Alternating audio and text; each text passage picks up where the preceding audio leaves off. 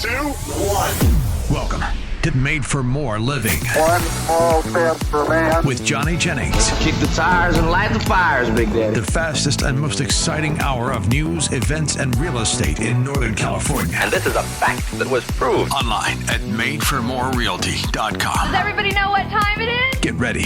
Here we go.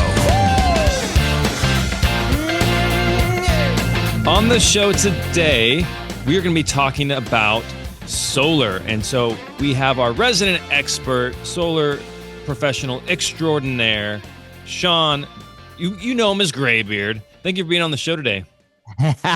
It's absolutely my pleasure, Johnny, to be on the show. Thank you for having me once again. There's the solar coaster is an e-ticket ride, and it never fails to deliver. It's delivering for us now. So thank you for the opportunity to share some updates. Yeah, happy to do it. And you were telling me that there's a lot of things that are changing with this, potentially with the passage of this big, beautiful bill. And you mind going into exactly what that entails as far as solar is concerned? Well, the short answer relative to solar is the big, beautiful bill is trying to pretty much gut the solar benefits that we've had for almost 40 years. So why would they do that? What's the benefit? Like, why chase that? So effectively, it's cost. I mean, it's money, because the solar industry has been subsidized ever since it began. So anytime you launch a new industry that was not, mature, or it's not even in its adolescence, especially with green energy and solar panels, the government provided some incentives, the biggest of which is the tax credit that you get. A tax credit is a dollar for dollar offset of taxes owed, but being subsidized by the federal government means it's an expense to them. They're helping people pay for solar. And currently the way that it exists is homeowners that want to move forward, that want to own a system, and whether you finance or want to own it, write a check for it, you enjoy a 30% federal solar income tax credit. So basically 30% of whatever the cost of the solar system is, let's say, just for sake of math, it's an easy number. Let's say it's 50 grand with batteries and solar panels and ground mount and all that. 30% of that is 15 grand. So you write a check for 50, Uncle Sam contributes 15 grand in tax mitigation, either in the form of refund or lessening the tax that you owe.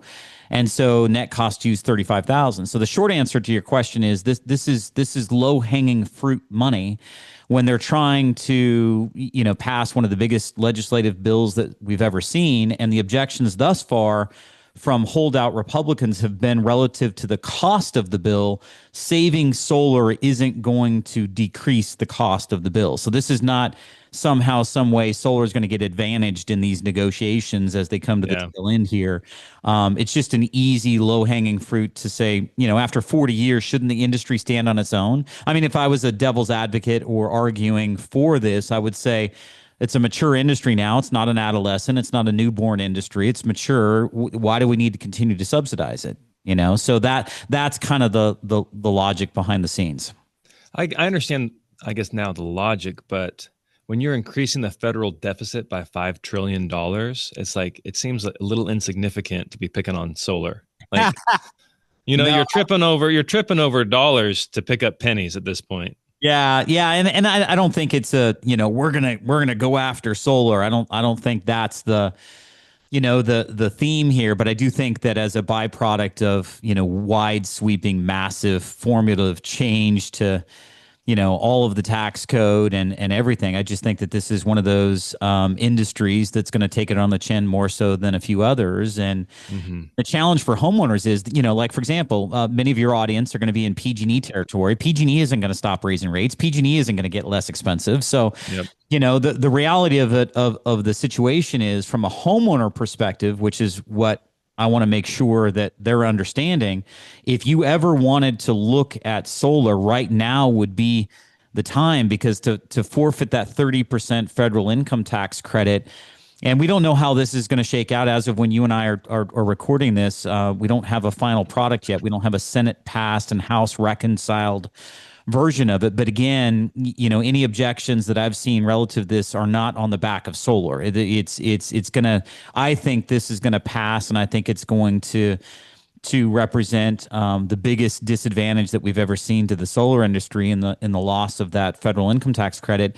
And then additionally, Johnny, get this: so that there's several different ways that federal income tax credit can be taken. As a homeowner, if you own the system, you enjoy the benefit of that tax credit. But investors in the investment world have been the primary money funding, for example, for leases and what we've done a lot of in the last year or two, which is power purchase programs. Those investors pool their money together since they own the system, they get the benefit of the 30% tax credit. We're understanding that credit is right now going to go away as of December 31st. So effectively, what I'm saying is I don't think we'll see leases or power purchase programs, which were the biggest programs if a homeowner didn't want to spend any of money themselves, no money out of pocket. So I think those programs are going to go away. So what is this going to mean, though, for the solar industry as a whole? Like, is it just going to be consolidation of power? Are people not going to be able to get solar in certain states? What's that going to look like? That's an excellent question, and obviously we'll see soon what it's going to mean. But here's a couple different things that I would key in on. I'm gonna talk a little bit about solar in the rest of the country, and then I'll talk about solar in California. So the loss of the tax credit and what's looking at right now, the last iteration, again, this could get axed in negotiations. We don't know. But the last iteration of it that we saw is that the 30% federal income tax credit will end as of December 31st of 2025.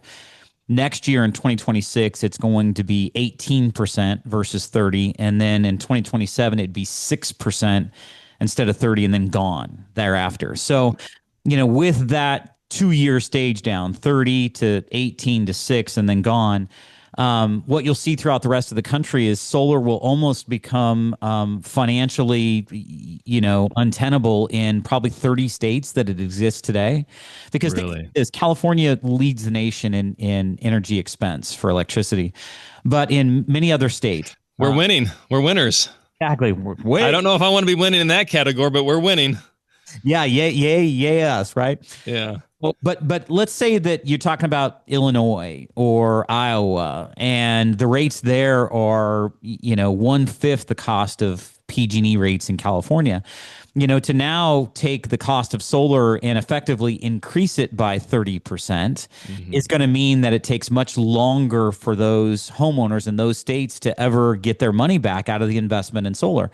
So we're projecting that, upwards of probably 30 different states where solar has a decent market, that market will be significantly impacted with the loss of that tax credit. And so I just think it would be unrealistic for anybody to ever buy solar in those states thinking it's going to save them money. Now, set that aside. Now look at California. Whether we have the 30% federal income tax credit benefit or not, back to my original point, with California leading the nation in terms of electricity expense, PG&E never is going to, they're not going to get cheaper. They're a for-profit publicly traded company. They're never going to go to their board of directors and say, hey, I think we should reduce our rates to benefit homeowners. That's just not going to happen. And so solar will exist in California for several reasons. Number one, the high electricity cost of energy here in the state. And then number two, the other issue is California mandates that all new construction, residential apartments and houses have to have solar.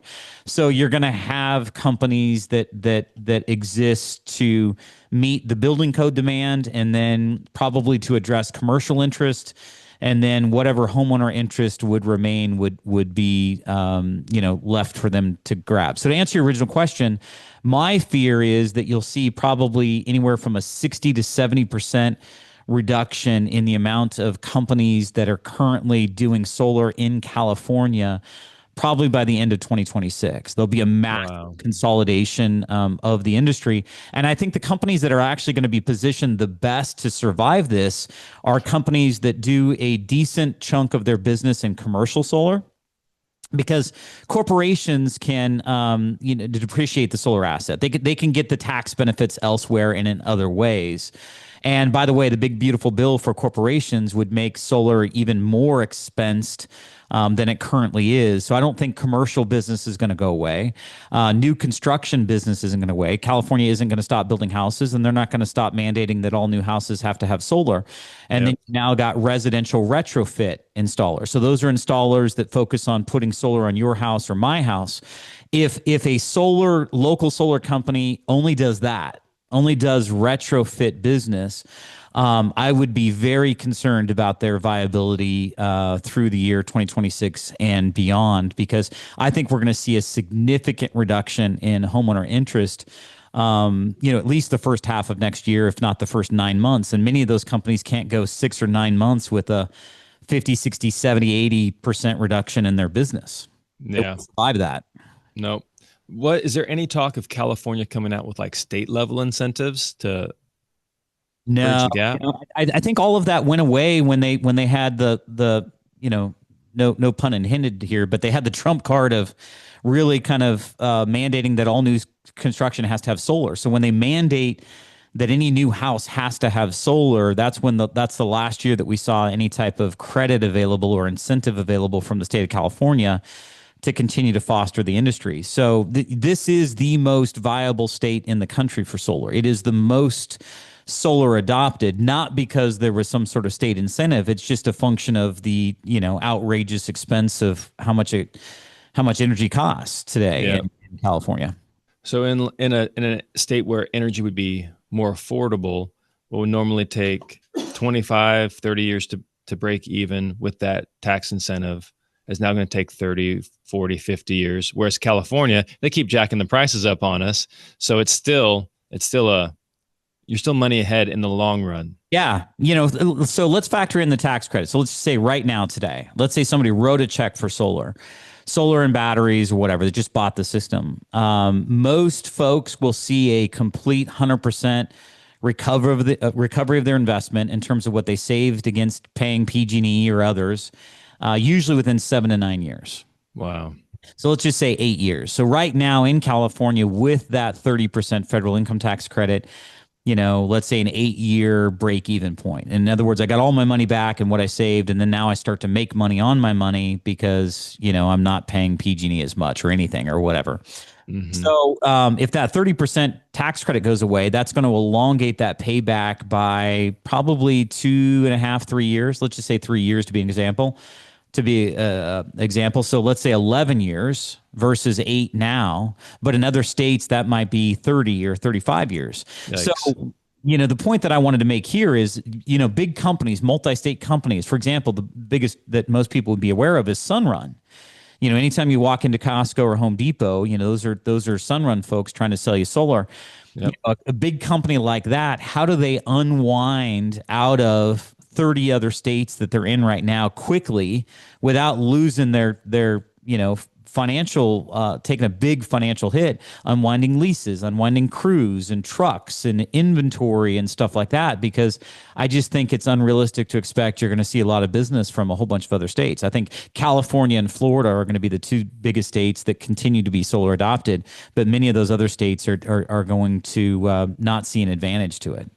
So to kind of put a bow on this, it looks like with the big, beautiful bill, solar is going to be less viable in 30 other states, and you're probably going to see fewer financing options for solar. So less leases, less power purchase. It's going to be primarily like owners buying them. Yes.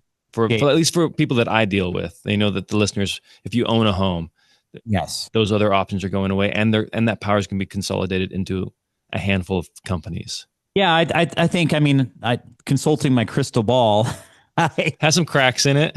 Yeah, it's got some cracks in it. It's known to have been wrong a few times, but I think that's a good summarization, of really what's coming. But what's interesting is, the solar industry's got more lives than a cat. So the reality of it is the industry will figure out some way to pivot. They will figure out some way to still exist and be viable.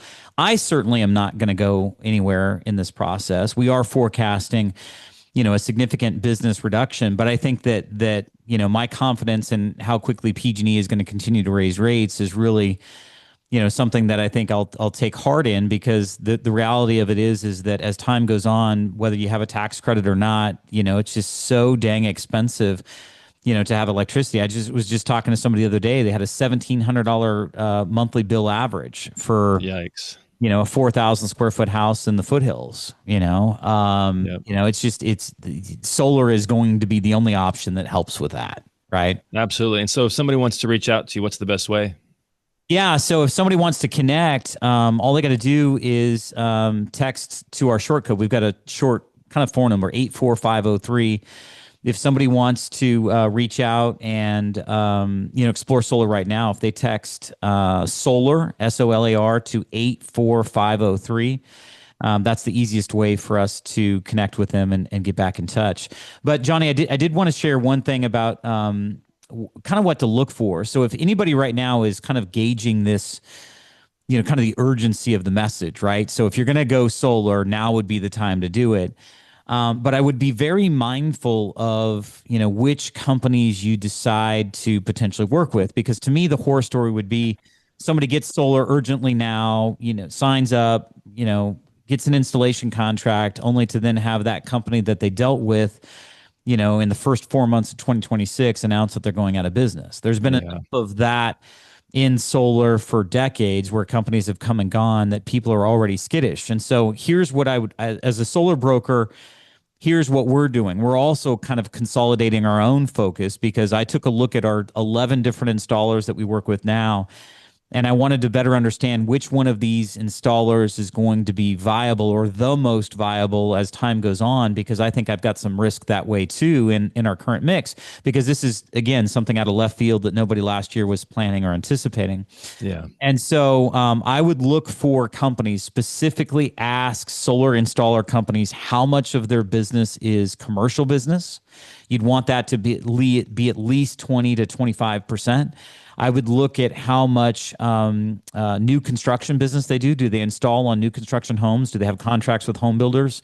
That should be at least 15 or 20%. Because if we could make 40 or 45 or 50% of their business stuff that isn't going to be impacted by this tax credit change, then I think that company is still going to have a significant amount of business to be viable in 2026 and beyond.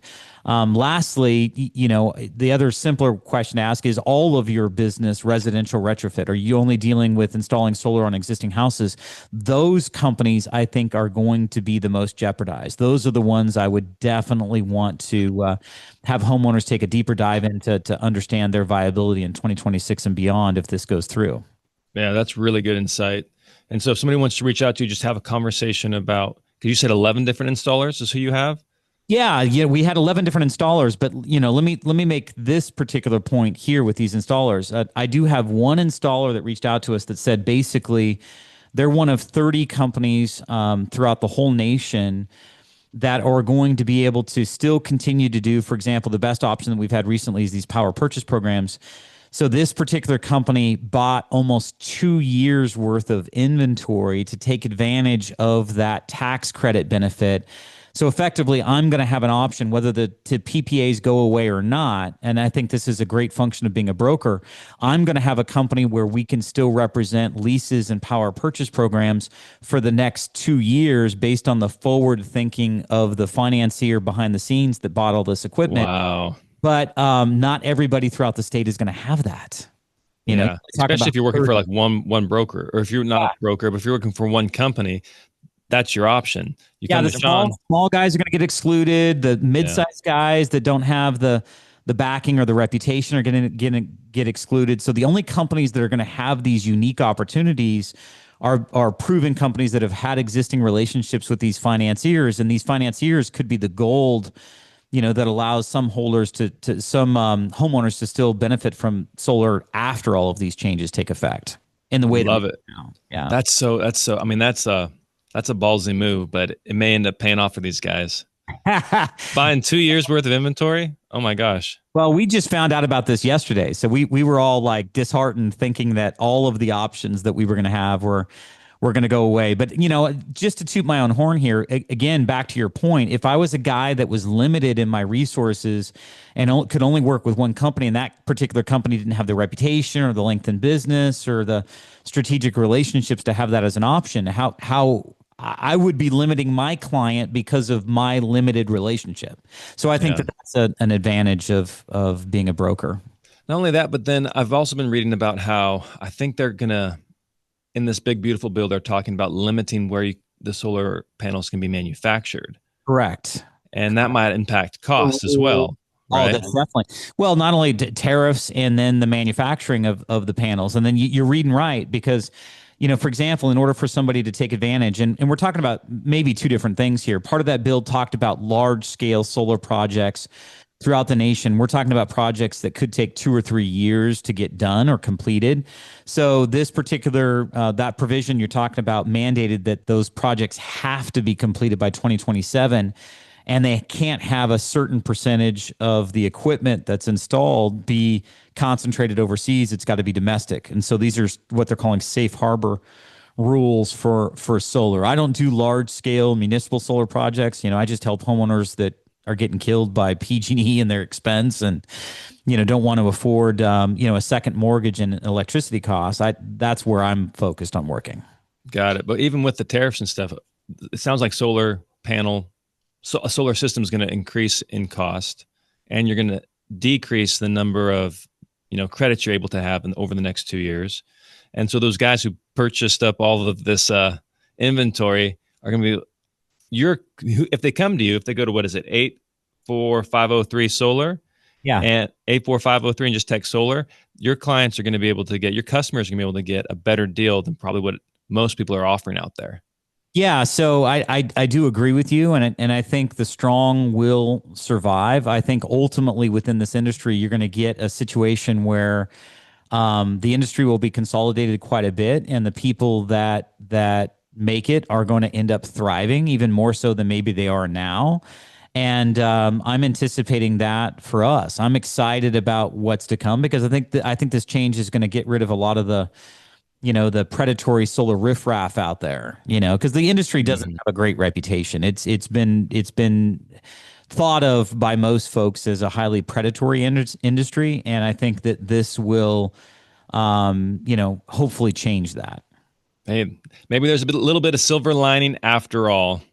So, well, hey, thanks. If you're an optimist, there's always a silver lining outside. You can always find it. Absolutely.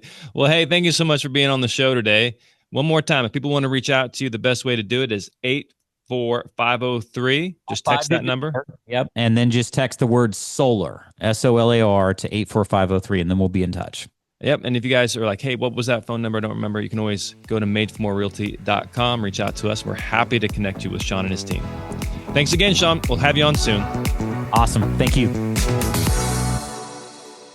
If you are anything like Johnny and I, and your schedule is just jam-packed, you have no margin as far as time to do other projects or other activities, listen to this. If you're interested in selling your home, but again, you don't have the time to do those costly needed repairs or open houses or showings, Johnny Jennings will give you at least 3 cash offers on your home in as-is condition. So yeah, you don't have to take the time to do repairs or showings or organizing or staging. Again, just at least 3, 1, 2, 3 cash offers in as-is condition. What do? You just Google Johnny Jennings with Made for More Realty, Johnny Jennings with Made for More Realty, and get more for your home.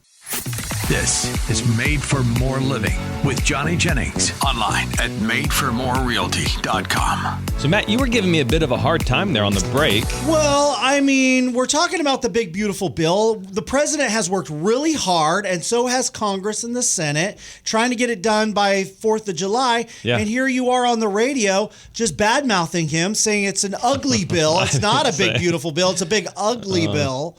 Well, here's the thing. I thought you were patriotic. I am. Big fan of... I thought you were a fiscally conservative individual. Absolutely. That's the thing. You know exactly where I'm going with this. So I think there's a lot of good things in the bill, but I recently saw something that said it's supposed to increase the federal deficit by $5 trillion.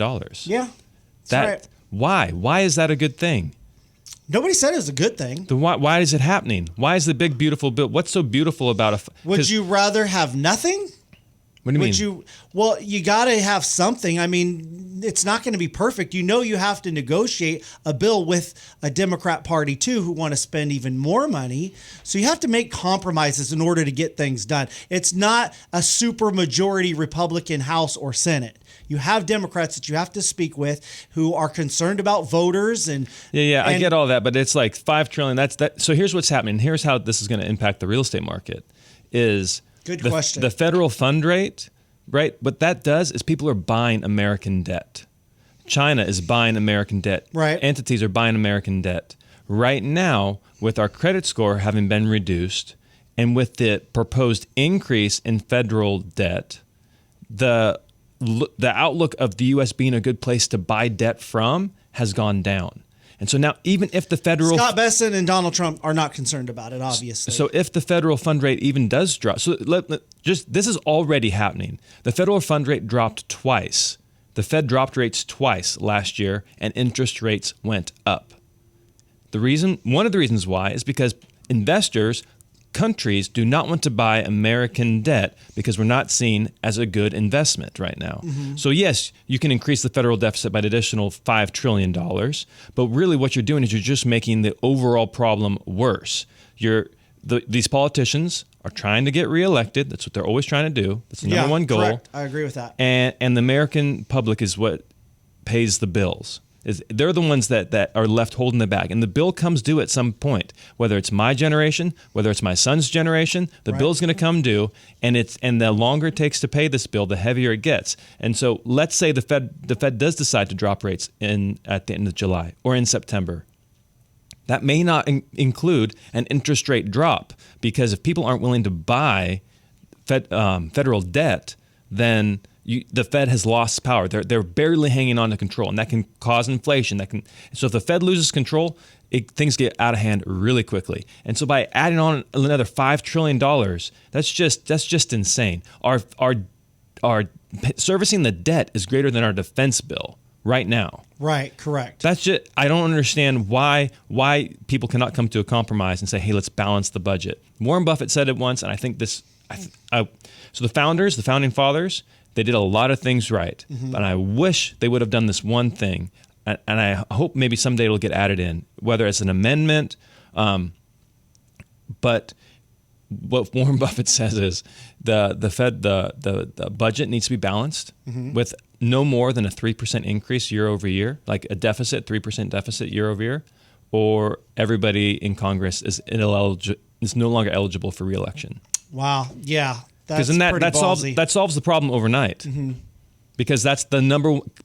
I don't care who you are. Politicians care about getting elected. Trump needs to care. Trump cares about who his politicians are that are going to get reelected, because then that influences his ability to create policy. If he just does whatever he wants and doesn't care about the House or the Republicans in the House or the Republicans in the Senate, then that impedes his ability to get his stuff passed. So by just racking up another $5 trillion, adding another $5 trillion in debt, that is bad. That is bad for middle class families. That's bad for my kids. That's bad for defense. That's bad for people buying houses overall.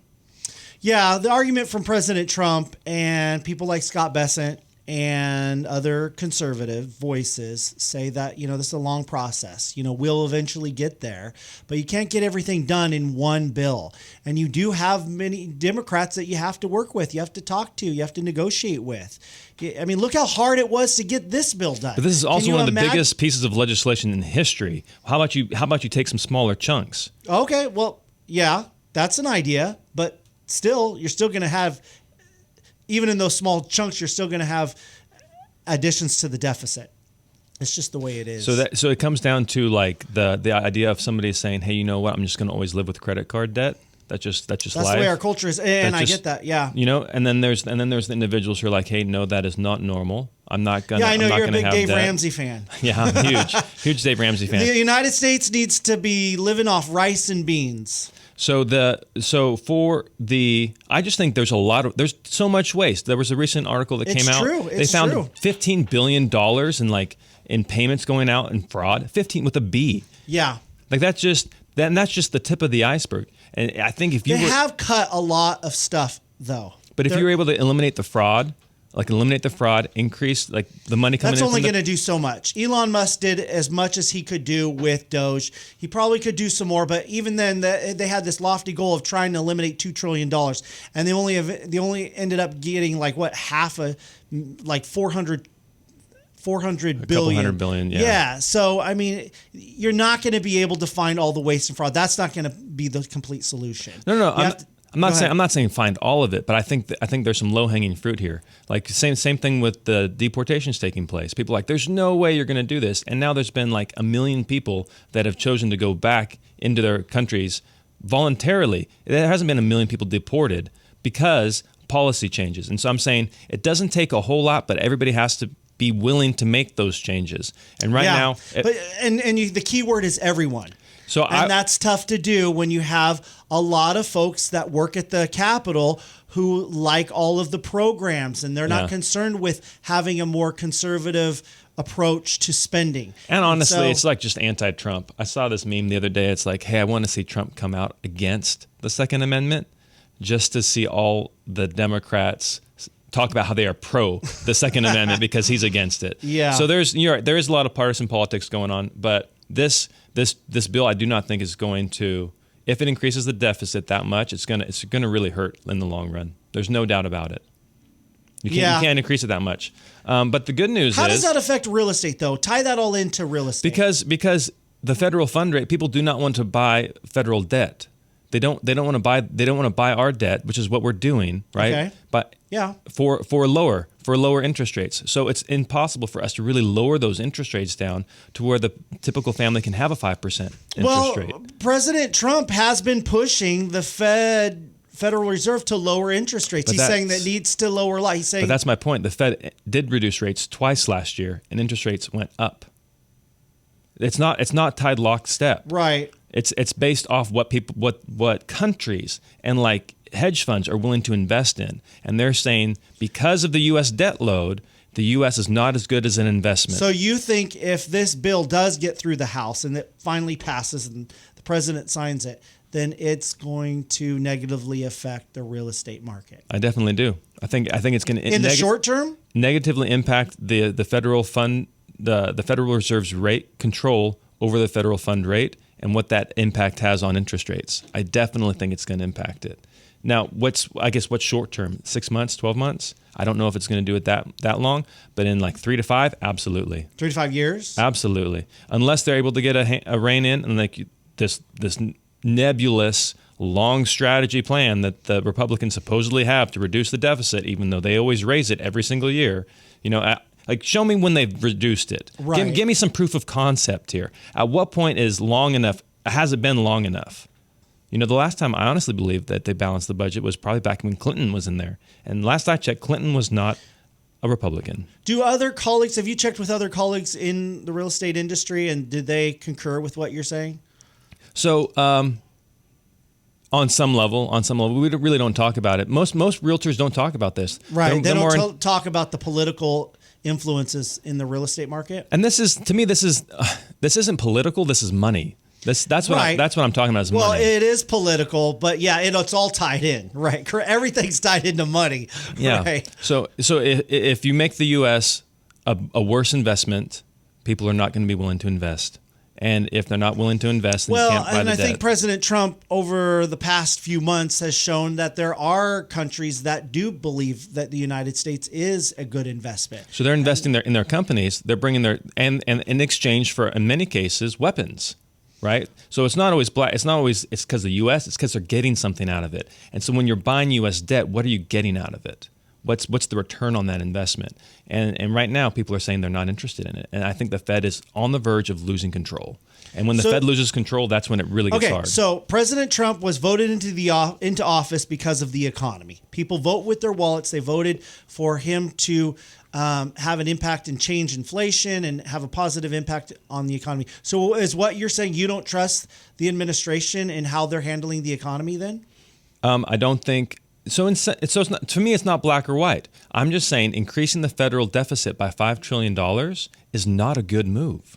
How is that sustainable? We're already talking about the sustainability various programs. And a lot of people, I think a lot of Republicans, a lot of conservatives understand and appreciate that purist mindset. But is it practical? Is it possible to achieve what you want to achieve when you're working with other folks? It's like you made the statement, everyone has to be on the same page, and that's just impossible. You have to be able to compromise and make little steps. And I hear what you're saying. You're saying that those little steps aren't going to get us anywhere. I'm just curious. Just show me evidence of the little steps. Right. I hear you. That's a good point. Yeah. Like okay, let's do little steps. What's a little step? I don't consider $5 trillion in the wrong direction a little step in the right direction.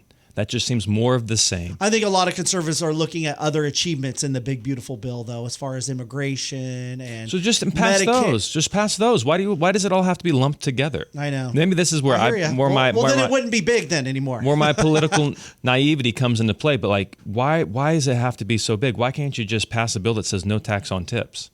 Why can't you just pass a bill that says we'll help with IVF? Well.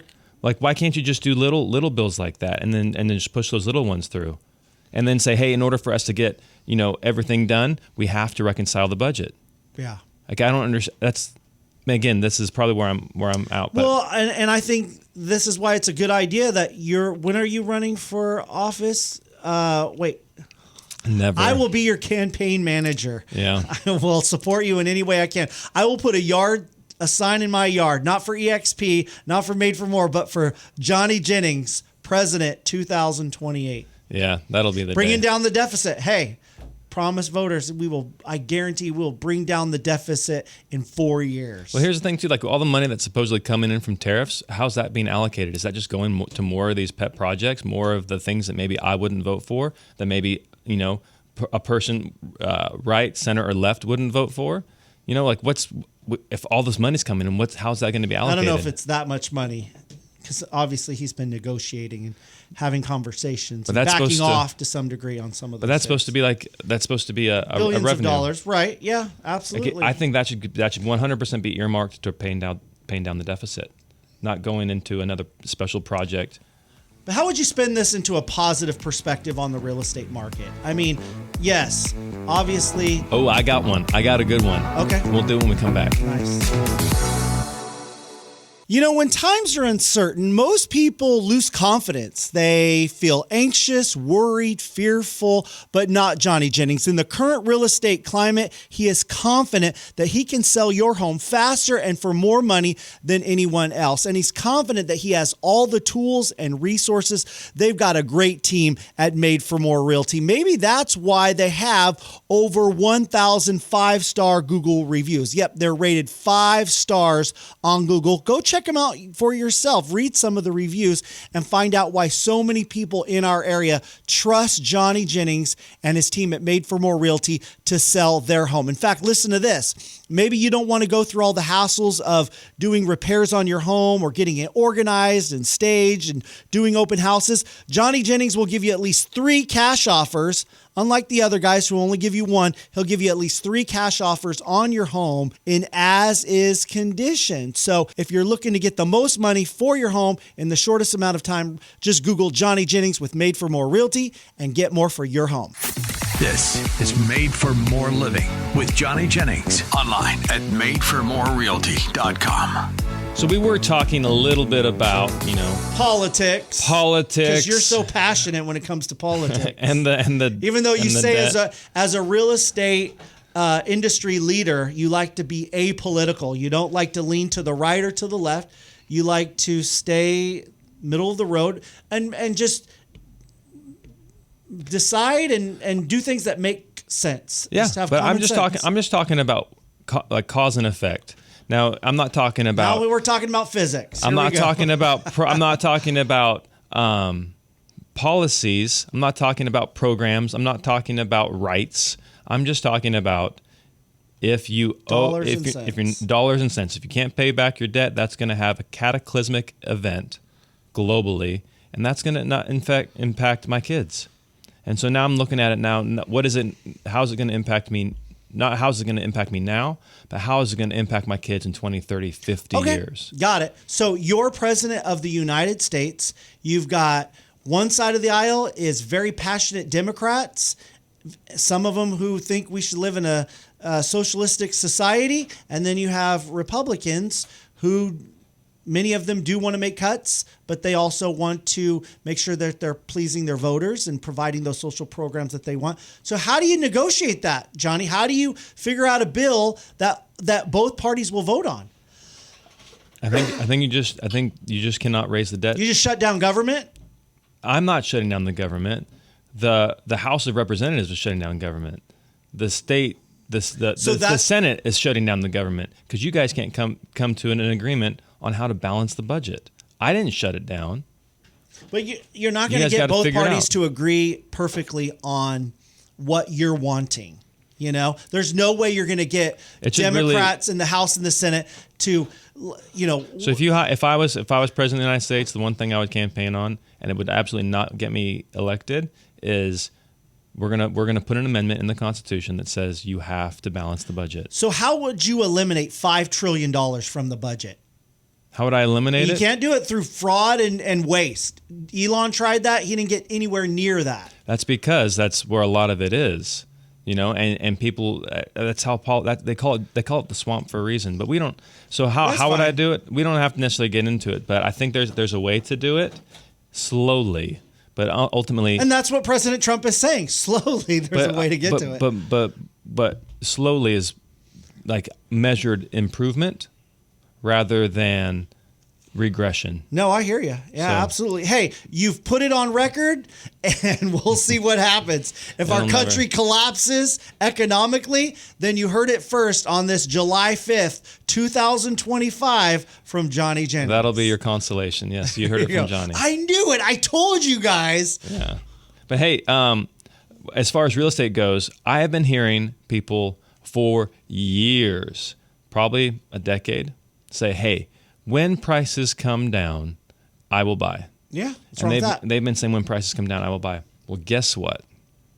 Your time has come. If you've been waiting, now is the time. It is a great time to be a buyer. Don't they also want to wait till it's at the bottom? Like they say, I want to wait till prices come down, but all the way down till they're at the rock bottom. So what's the? I guess the what do they say? Pigs get fed, hogs get slaughtered.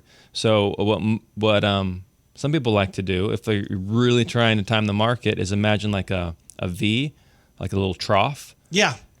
What some people don't want to do is they don't want to buy on the one side of the trough because they don't know how much lower it's going to go. But once it starts coming back up, okay, it looks like we're on the upswing, and then buy there. So it's very difficult to buy in the absolute lowest. Sure.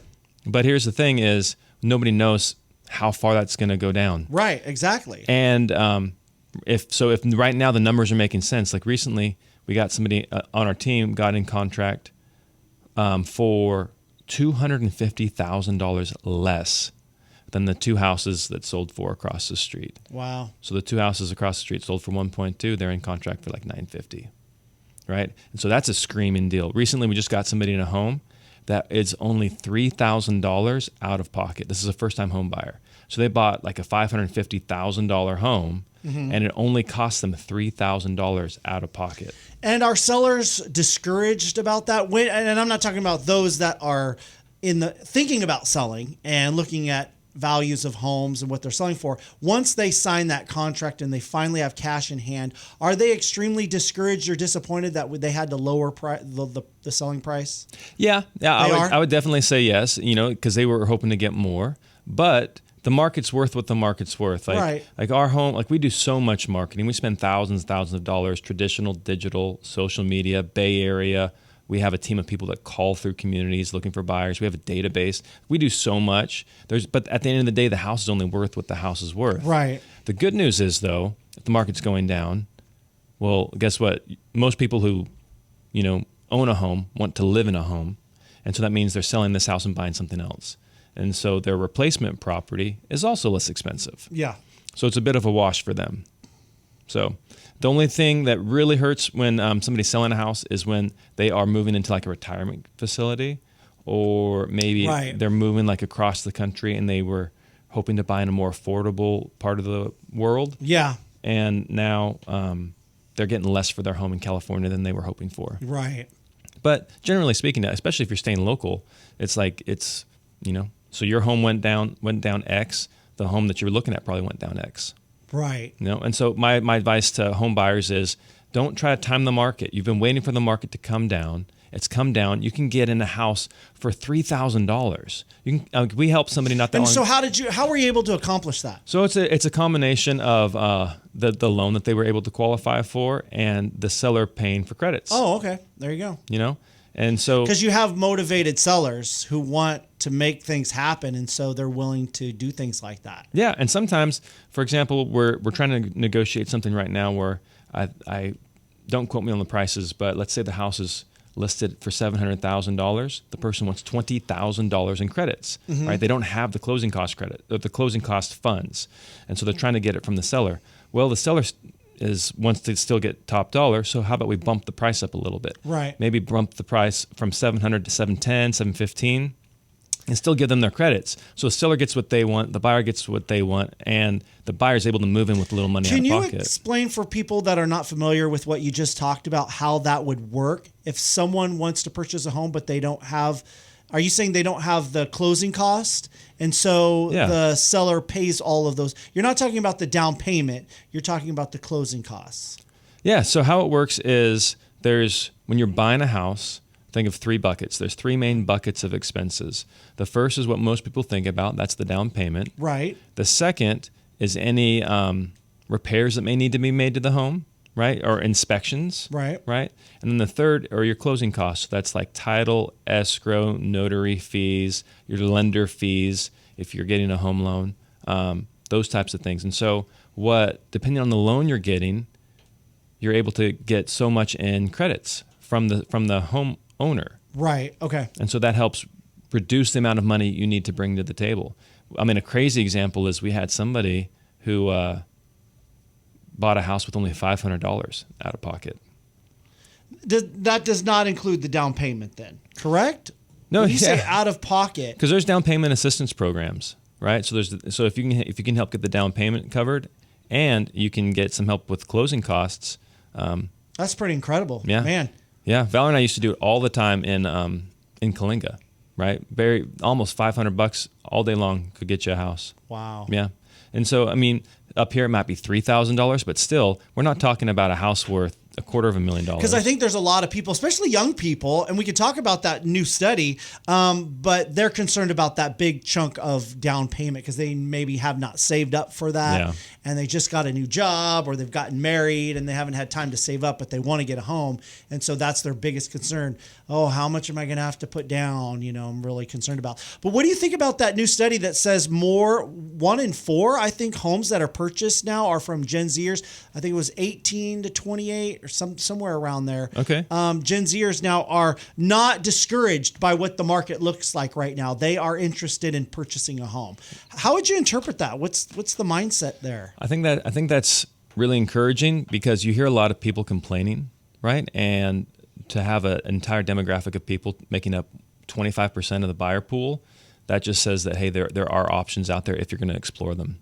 Yeah. And so there's just so many down payment assistance programs. The Gen Zs, they're different. Like they don't, from my understanding, they're not really into alcohol. They're more into weed. What does that have to do with anything? Well, they're just bucking cultural norms. And gotcha. And so for people being nervous about, jumping into home ownership and being committed to that, if they want something, they want those traditional things. If they want that, then more power to them. I would say if I was a Gen Zer, and this isn't me just blindly saying this is actually what Valerie and I did, is the first house you should buy, it should be an investment property. So whether it has an ADU, a mother-in-law unit, whether it's a duplex, triplex. Why?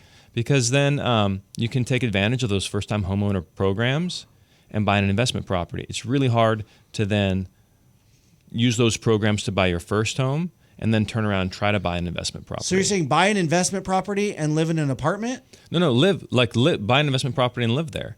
So let's say the property has a mother-in-law unit. You're a single dude. You live in the mother-in-law unit. Oh, and so you buy rent a out the specific house. property that provides that opportunity, that has that extra living space that you can rent out. Yeah, or like a Gotcha. triplex, right? There's 3 separate units. Are there a lot of those available? Absolutely.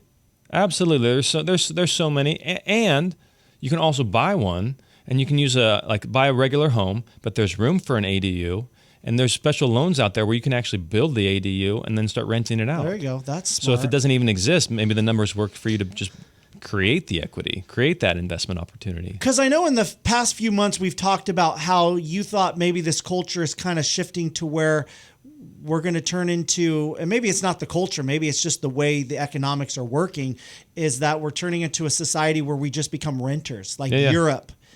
But, we're hearing that maybe that's not necessarily the case. At least Gen Zers are interested in actually owning a home instead of just renting for the rest of their lives. We'll see how it plays out. I still stand by what I said earlier. You do? Oh, absolutely. And because it's regardless of what the Gen Zers want, it's just the matter of economics that you have all these large corporations that are buying up homes and just turning them into rentals. Yeah, I mean they're building homes to rent. Yeah, they're not even hitting the market. There's no option for Gen Z to go in there with their first time home buyer loan and pick up the property.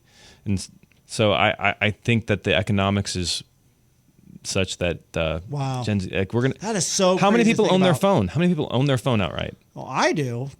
Well, your phone's from 1995. No, it's an iPhone 12, and I buy my phones used. But- I don't. So you say most people lease their phones? Most people have payments on their phones. Yeah. I mean, if you have payment on That's a a- phone, how are you gonna all of a sudden decide? You know what? I want to own my house. I know. I think that's bad though for our society. I agree. I'm not pro it, Right. but that's the way it's leaning. That's the way it's going. Well, it goes back to our conversation about the big beautiful bill. I think people just realize or just come to the conclusion we're always going to be in debt. We're always going to have debt. We're always going to have a car payment. We're always going to, be in debt to somebody. We're always going to be making payments. Yep. And owning nothing. Right? Yep. Paying someone always and owning nothing. Control everything, own nothing. Yeah. Yeah. But hey, isn't there a spiritual perspective to that? Isn't the Bible talk about don't store up your treasures here on earth? There you go. Don't store up your treasures here on earth. Store them in someone else's bank account. There you go. Hey, I'm just doing what the good Lord suggested. But no, in all seriousness, if you're looking to buy a house, now's a great time. If you're looking to sell a house, you know what?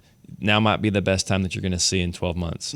So just keep that in mind. Otherwise, just be willing to sit on that home a little bit longer than you were hoping for. If you'd like more information or you want to just have a conversation with me, I do this all the time. It doesn't cost anything. I'm happy to just go over options. Just reach out to us. Just go to madeformorerealty.com. You can Google us, madeformorerealty.com, and we're happy to sit down and go over, put a game plan together for you. Talk politics and the big beautiful bill. I will absolutely not do that. All right. Thanks, Matt.